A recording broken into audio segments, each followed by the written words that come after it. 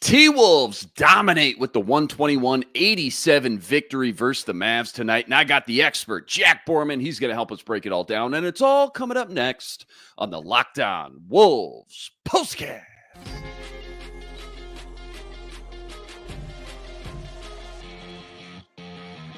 You are Locked On Wolves POSTCAST, part of Locked On Minnesota on the Locked On Podcast Network.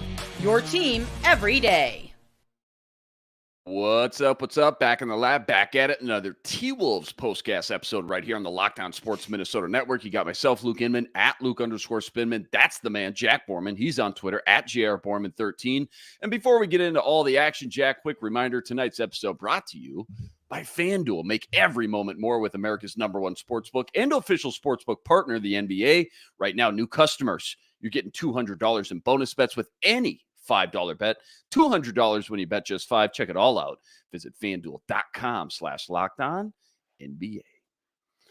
All right, man. Finally back at home in the backyard at the Target Center after 3 straight on the road. Now they get 3 straight at home starting tonight versus this banged up Dallas team. No Luka, no Kyrie, handful of other guys banged up. So the hope is you get a nice little tune-up game, work on some things. They ended up winning comfortably with a great second half, but there was a good 2 quarters there early on. You watched them throw away a lot of easy opportunities, miss free throws, some bad rebounding, and then just some missed shots on some wide open looks. Nonetheless, though, Wolves secure the bag with that great second half. They hold on to first place in the West. So what's the big takeaways here just to kick things off? And bigger picture, how important, how vital is it to win these games you're supposed to win like this tonight when you got the Nuggets and Thunder just nipping at your heels?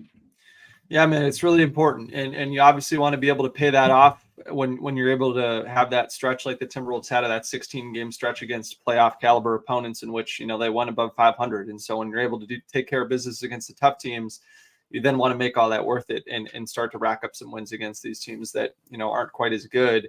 Or games like tonight where the Mavericks just kind of punted this one. But yeah, I mean, the biggest takeaways for me in this game was the Timberwolves' 2 biggest stars in this game, right? And so obviously those 2 guys didn't have to play in the fourth quarter, which was huge. Fewest points allowed in the game this season for the Timberwolves, 87. Biggest one of the season, 34 points.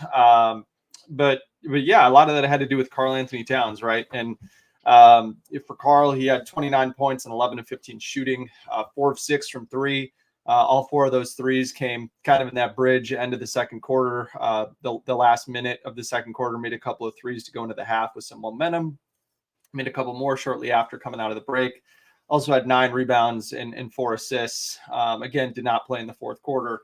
I really liked, again, how KarlAnthony Towns in the first half was really aggressive getting downhill against a smaller team and just kind of rose up and finished over some smaller defenders. Kind of got back to that little right hook, that little floater in the lane that he's been so good at for so long, which was great, and did it without turning the ball over in the first 2 quarters, which was great. And then in that third quarter, kind of let the 3 ball come to him and made a couple early in the quarter. And then, Dallas kind of got a little over aggressive closing out. And the great thing about KarlAnthony Towns playing a little bit more now in the corner with that starting lineup is that, when guys overextend him in the corner, right, he does a great job of pumping and then driving baseline.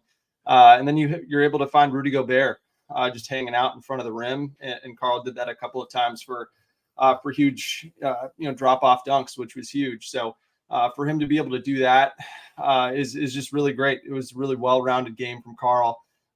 Did a great job of just kind of taking what the defense gave him, right? If the 3-pointer was there, he let it rip. If it wasn't, and guys were kind of crowding him, closing out to him, he did a great job also of, pumping and going and then making the right play. So, outside of a couple of bad turnovers in that third quarter, I thought it was a pretty great game from Karl. Also had, a few deflections. He got balls he got his hands on the defensive end, which was great as well. And then, I believe he led the team in rebounding for most of the night. Yeah, for the game as well. He had nine to lead the team, was great there as well. And then Anthony Edwards, man, like we talked about Karl. Karl's been so consistent against, all these really bad teams, which has been great. He's done that for years, right? And before Karl got hurt and missed a ton of time last year, I mean, the biggest thing about Karl was his consistency. And that was what made him so great. He was so consistent. He was so available.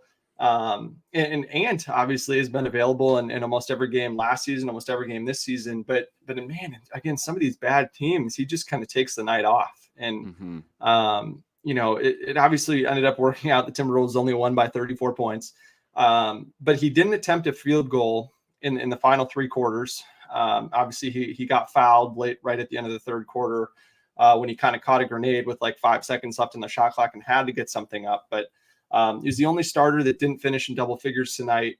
Just a game where you forgot he was out there, right? And that just can't happen. If Ant wants the same respect that, some of these other guys that he faces off against, it's just really hard to see that on a night like tonight when, this game could have been over at halftime. The Wolves could have been up 25 at halftime if Ant just had showed up and brought the same energy that he normally brings at home in front of a big crowd. And he just didn't do that tonight. And you thought that he might with the way that he picked his spots, and he was pretty aggressive in the first quarter, 7 points, 3 assists in that first quarter. And so for him not to do that and just be really passive and just kind of not care for pretty much 3 quarters, I thought was a little, disappointing, I guess, just because you come to expect so much more from him and you want to be able to see him, pay off fans that didn't get to see Kyrie Irving and Luka Doncic. Obviously one of the more exciting teams in the league that you can watch, and for fans that didn't get that and then didn't even get Anthony Edwards showing up for a game. I think that's pretty disappointing, and something that, if the Timberwolves do want to be the number 1 team in the West, they've got plenty more games against teams that are going to be really bad. And it's going to get even worse after the trade deadline when some of these teams that are selling, sell off all their players and go full on tank mode. And so, he's just got to show up more for those games and continue to try to end these games as soon as they can. So Mike Conley, Rudy Gobert, Karl, Ant, all these guys can rest and not pick up any dumb injuries, because it's a 14-point game with 8 minutes left and guys are still in the game instead of it being done midway through the third quarter. So certainly, some things you'd like to see cleaned up, I guess, even despite what was a great win and a great team win at that. Yeah, well said. Definitely want to talk more about Ant here later on, but this defense, man, what more can you say? I get it. No Luka, no Kyrie. I get it. But 14 time they've held their opponent under 100 points, most in the NBA. 4 blocks tonight, 6 steals, a defensive rating of 92.3, which I know is great, but help me put into words just how special that number is, because you're my analytics guy. Like, what type of elite territory are we starting to get into now with this Wolves defense, and what stuck out tonight on that end of the floor? Yeah. I think for them to be there. So for context, that 92, or I think it ended up being 93.5. I forgot to update it in the garbage time minutes, but still 93.5 is how many, points they gave up over 100 possessions. Right. And so they only scored 87 points because they only had 93 possessions tonight. But the Wolves lead the NBA this season in defensive rating at 109.4. And so the difference between 92.3 and 109.4 is bigger than the Timberwolves at number 1 in the last team in the league. I want to say at like 122.5. So it's bigger than the half of the whole NBA. So couldn't have asked for a more elite night from the Timberwolves defense. I think they did a great job of shutting off Jaden Hardy and Tim Hardaway Jr. I think holding them to a combined 29 points on 30 shots.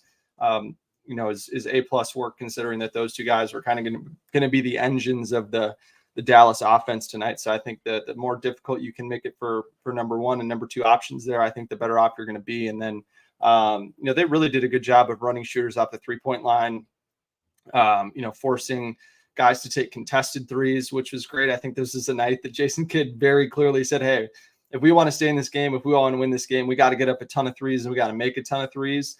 Dallas shot less threes than the Timberwolves did tonight. They shot 29 to the Timberwolves 30, and they made less than half the amount of threes that the Timberwolves did. Dallas only made 6.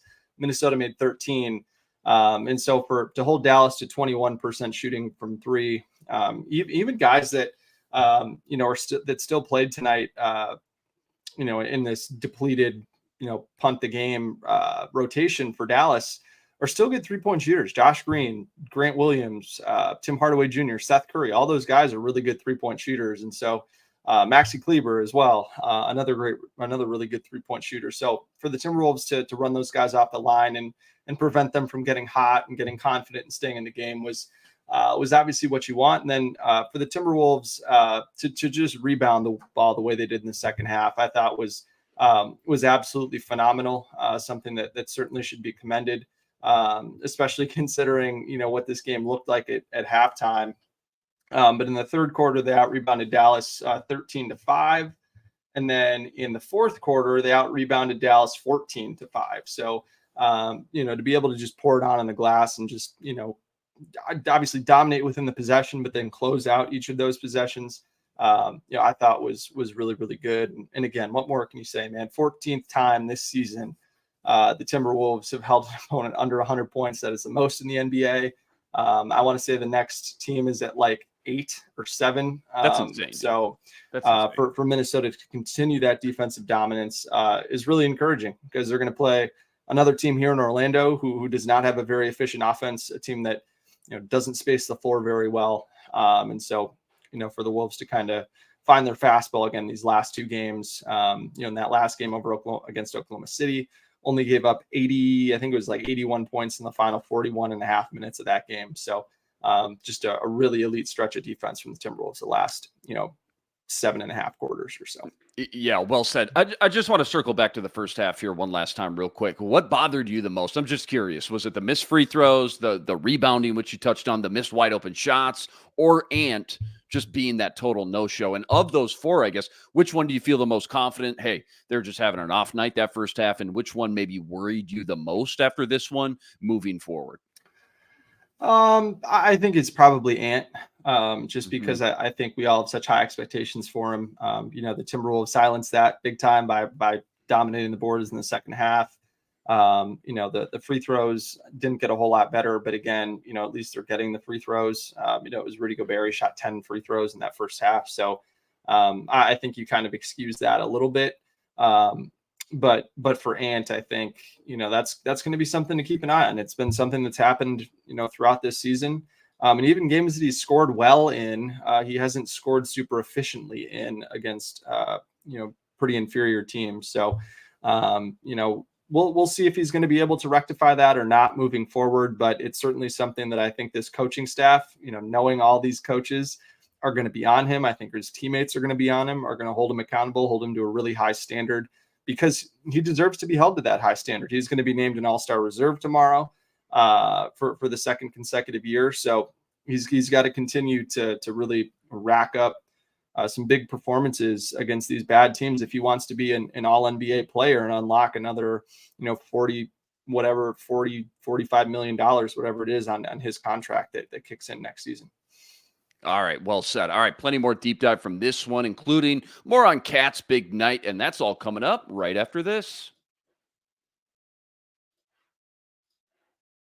Quick reminder, tonight's episode brought to you by FanDuel. Make every moment more with America's #1 sportsbook and official sportsbook partner of the NBA. Right now, new customers, you're getting $200 now in bonus bets when you place any $5 wager. That's $200 in bonus bets when you throw down just $5 on any bet. You will not find a better promo than this all year, and you don't even have to win. If you've been thinking about joining FanDuel, no better time to get in on all the action. The app, it's so easy to use, and they got everything you need. Money lines, parlays, prop bets, over-unders, you name it, they got it. FanDuel's got everything you need to bet on the entire NBA season, and it's by far the easiest and simplest betting app to use. Go check it out for yourself.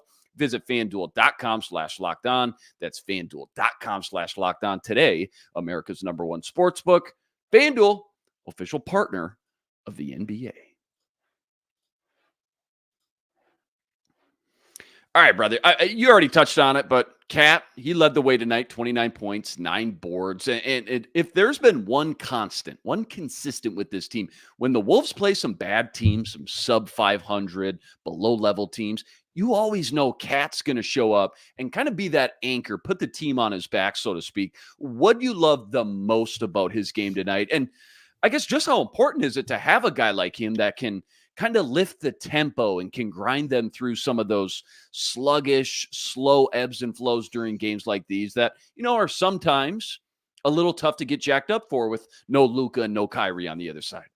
Yeah, I think Karl just gets really excited when he kind of sees a matchup that he can attack, and it doesn't matter, who else is playing in the game. He just wants to win that matchup, and he wants to, be the best he can for his team every night. And I think that's something to really admire about Karl. I think sometimes it can lead to him being a little bit overzealous and trying to, impose himself on the game a little bit too much at times. But I'd much rather have that than, some guy that you kind of forget is out there on the floor, right? And so.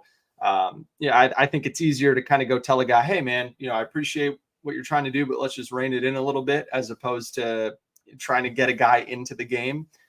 So for Karl to do that, I think was great. I really appreciated, again, the fact that he did a better job tonight of not driving into crowds, because they started to show more crowds to him in the second half.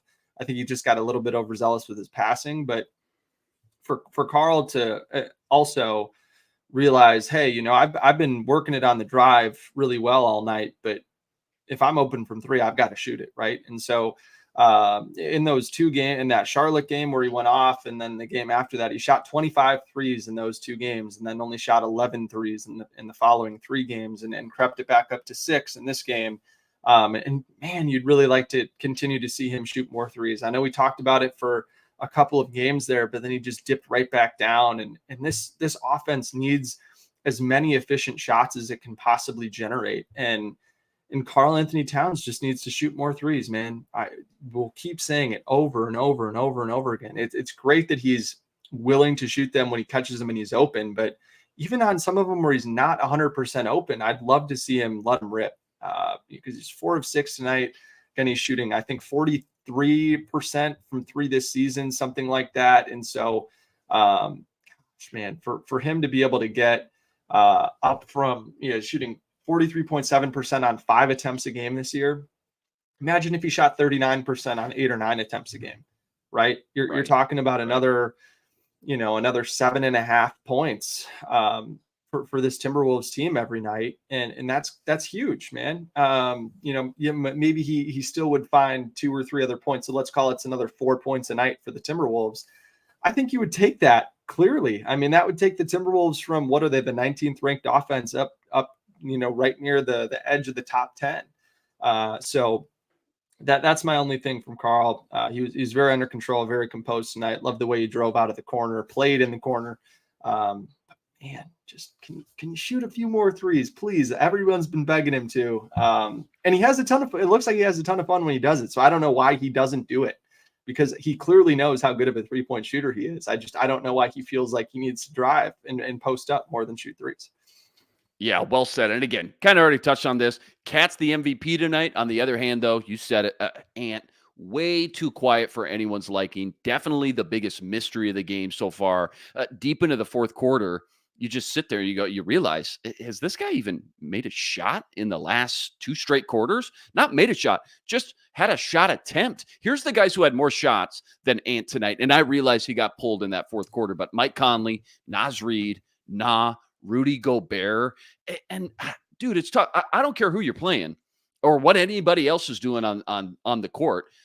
He's too good. He's too special not to have the ball in his hands and just be more aggressive, more confident. I say more confident. It can't really be a confidence thing with him, though. No, right? it's Putting just more him. shots. It's just like him choosing thing? to take the night off, I think. I got you. Yeah. Or he sees Karl playing. He's like, all right, Karl, you got this. And my guy, Pierre Nugent at Fox 9, is pointing this out. Rudy Gobert had more than twice as many free throw attempts, 12, as Anthony Edwards had shot attempts, 5. That is crazy. That's insane, dude. That's tough to even grasp your head around. So, yeah, any final thoughts, I guess? I mean, is this something that, is going to keep you up tonight, or is this just something that ebbs and flows of a long gauntlet 82-game season? Again, first time all year we haven't seen him hit double digits, but again, maybe just one of those low-energy games that we've seen from him in the past, maybe not to this extent, though. Ebbs and flows, man. I'll sleep like a baby tonight, hopefully, with how tired I am from covering WNBA free agency today. But man, shout out to the Lynx for what they got done today. All right, well said. All right, plenty more deep dive from this one, including we're checking out the schedule and what's on deck, and that's all coming up right after this. Quick reminder, this episode of Locked On Wolves Postcast, it's brought to you by Quiz. Quiz is a next-generation trivia experience. It's also the world's first platform where you can earn money playing knowledge games. And for Locked On Wolves fans, they've created an NBA quiz game where you can test your knowledge and win real cash. Play with friends or other fans and let your knowledge shine all the way to the bank. And you can play without downloading anything. I love it. You just go to app.quiz.com and start playing today. NBA Quiz, it's the ultimate knowledge challenge for fans that live and breathe basketball. And I've already had so much fun playing it. Just go to app.quiz.com, test your knowledge, and win some cash today. That's Quiz with 3 eyes, just like a three-pointer. Play now, showcase your skills, and take home cash prizes. App.quiz.com, where fans become champs.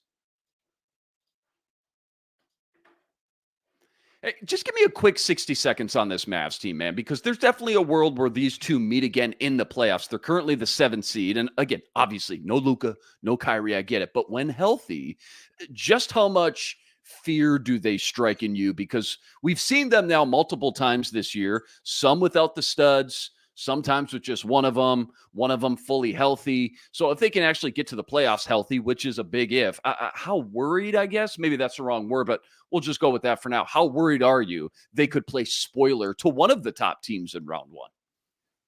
I'm not all that worried. Okay. I think obviously like a player like Luka Doncic and someone with Kyrie Irving's playoff resume, those two guys have to strike the fear of God in you a little bit. But you really got to force the other guys around them to beat you. And I think that's a tough proposition for all the other guys they have on this roster. But the way those two guys are able to spread you out and compromise your defense, not only with their scoring, their incredible shooting, but also with their incredible playmaking. They're two of the smartest players that have ever played this game, two of the most talented guys who have ever played this game on the perimeter. And they're great mid-range shooters, and the Timberwolves force a lot of teams to take mid-range shots. And so if that were to force the Timberwolves to have to step out and contest more mid-range shots, that would open up the corners a little bit more. And then they start moving the ball around and shooting a ton of threes, and they can score, 120, 130, 140 points pretty easily. If your defense gets compromised and they want to speed you up and play in transition, and they do a great job of turning you over on the other end with pretty aggressive defense that they turn into points on the other end. So really, really fun team to watch when they've got it rolling, but a team that really is centered around those two guys. And when either of them have a tough night, especially in a playoff setting, it'd be pretty tough for them to overcome that. How much is Rudy? I was just thinking about this today. How much has Rudy changed or evolved his game from Utah to now, specifically with the perimeter defending that we keep hearing about, getting out further on defense to defend that three against some guards and smaller, quicker players sometimes? How huge of an impact has that had on this defense that we just spoke so glowingly of earlier in the show? I think that he's gotten a little bit better with it. I think he's just more confident doing it because he knows the guys behind him are going to have his back if someone gets by him, or Sure. It allows him to be a little bit more aggressive out on the perimeter. Where in Utah, I don't think he really trusted anyone else on the floor defensively. And that, really forced him to try to guard 2 or 3 guys at one time and really frustrated him. And I think made it look like it was his fault for all the things that was happening. But I think we know now, watching Rudy Gobert, how incredible of a defender he is, that I don't think you can take anything away from what he does on the interior or the exterior of the defense. I think a lot of it had to do more with the guys around him, not picking up their slack and doing their jobs. And so I just think it's that added confidence now, being in the system for a second season. Everything's kind of built around him and his skills and what he likes to do. And for him to, just feel really confident in telling guys what to do. Hey, I got this. Hey, don't help when I'm out here. I got it. Those types of things. I think it really helped him take another step forward and put him in the driver's seat in the favorite, I guess in the favorite row right atop the defensive player of the year standings, and what would be his 4th career defensive player of the year award. Yeah. All-Star reserves announced tomorrow night on TNT. You told me you're expecting 2 of Ant, Cat, Rudy to get the nod. And also, this is really cool. If Wolves win on Friday versus Orlando, Sunday versus Houston, Finch and the staff would coach the Western Conference All-Star team. How cool would that be? And what would that mean for Finch and this Wolves franchise, by the way, who I assume, I'm going out on a limb, I assume they've never had a coach coaching the All-Star game, maybe Flip back in the day, KG era. But just your quick thoughts on All-Star weekend and the Wolves we might see that week. Yeah, we'll see Ant for sure. He's a lock. And I think given the way the Timberwolves have played and that they do have 3 all-star caliber players right at the top, I think it would be really hard for them to not have at least 2. It's almost automatic that the number 1 team in the conference has 2 all-stars. I couldn't tell you which one between Karl and Rudy would be the guy that would go. I think for an all-star setting, Karl might make more sense, but for an all-NBA team, maybe Rudy makes more sense since that's more impact and less, I think kind of who might be able to make a more exciting game. I don't know how it's going to come out. Maybe they get all 3. That'd be really cool if they got all 3. I think opposing coaches have a lot of respect for the Timberwolves and what they've done this season. And so who knows if the Timberwolves will be able to get 3 guys there. I think it'd be really cool if they could be able to, just because I think all 3 of those guys deserve it for the individual roles that they've played in helping the Timberwolves take this jump into the Western Conference title contender category, and a team that I think is earning a lot more respect around the league, which is really important. Not only for, not only for the team internally, but I think externally too. Like, guys feed off of the fact that other teams are talking about the Timberwolves as this team that could make some noise in the Western Conference. I think gives those guys more confidence in what they're doing.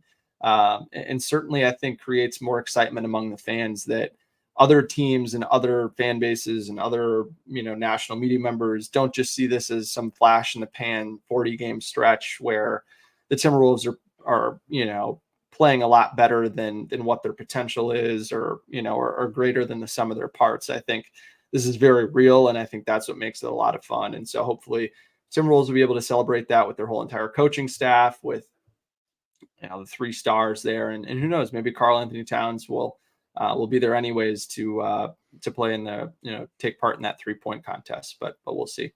Yeah, coming up real quick before you know, a couple weeks away. Well done tonight, as always. Wolves win it versus the Mavs, moved to 34-14. That's good enough for first place in the West. As Denver and OKC battle it out tonight. Any update, any box score scouting over there? Do we have a score on that one, by the way? Huge implications on the line. OKC 105-100 over Denver. So nonetheless, you got those top 4 spots in the West with the Clippers. All remain kind of clumped up at the top. Back at home Friday versus the Orlando Magic. Tip-off for that one, 7 p.m. Central Standard Time. As always, huge shout-out to everyone that hopped in the postcast. Always love the feedback and comments after every game. And rest assured, we'll be back each and every game, same time, same place, right here to break it all down. Quick reminder, got to go check out all of Jack's work on Twitter, at JarrettBorman13. And make sure you check him out on the Minnesota Basketball Party. Brand new episode just dropped today. Give us a little tease. What'd you guys talk about? Yeah, we talked about that big win over the Thunder on Monday and what was the most encouraging part about that. We also talked a little bit about our guy Ron's comparison of are the Timberwolves the Detroit Lions of the NBA, making a surprise run this season given their franchise's history.